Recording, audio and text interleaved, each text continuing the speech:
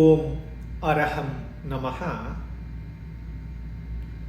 ಕಥಾಶ್ರವಣ 84. ಈ ದಿನದ ಕಥೆಯ ಹೆಸರು ವೀರವತಿಯ ಕತೆ. ಕಥೆಯ ಹೆಸರು ವೀರವತಿಯ ಕತೆ. ದತ್ತ ಎಂಬ ವೈಶ್ಯನ ಹೆಂಡತಿ ವೀರವತಿ.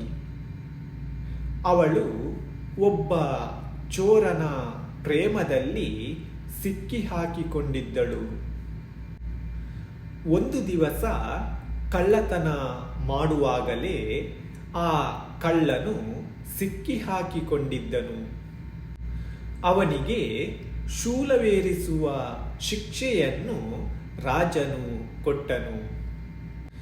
ಇದನ್ನು ತಿಳಿದ ವೀರವತಿ ದುಃಖಗೊಂಡಳು. ರಾತ್ರಿಯಲ್ಲಿ ಕಡೆಯ ಸಲ ಅವನನ್ನು ನೋಡಬೇಕೆಂದು ಸ್ಮಶಾನಕ್ಕೆ ಹೋದಳು.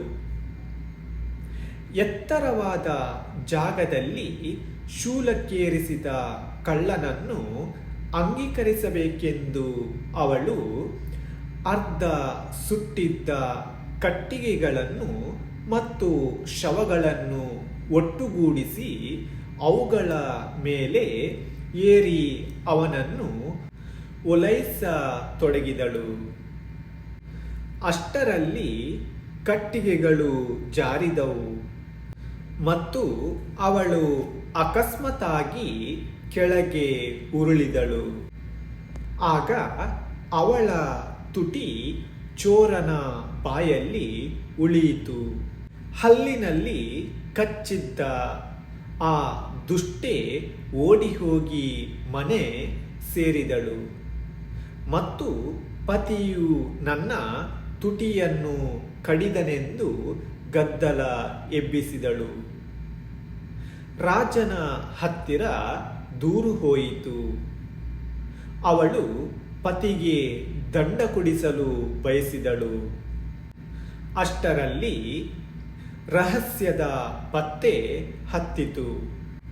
ಆಗ ರಾಜನು ನಿರಪರಾಧಿಯಾದ ದತ್ತನನ್ನು ಬಿಟ್ಟುಬಿಟ್ಟನು ಮತ್ತು ದುರಾಚರಣೀಯಾದ ವೀರಮತಿಯ ಮುಖಕ್ಕೆ ಮಸಿಯನ್ನು ಬಳಿದು ಅವಳ ತಲೆಕೂದಲನ್ನು ಬೋಳಿಸಿ ಕತ್ತೆಯ ಮೇಲೆ ಕೂರಿಸಿ ಅವಳನ್ನು ತನ್ನ ದೇಶದಿಂದ ಹೊರಗೆ ಅಟ್ಟಿಬಿಟ್ಟನು.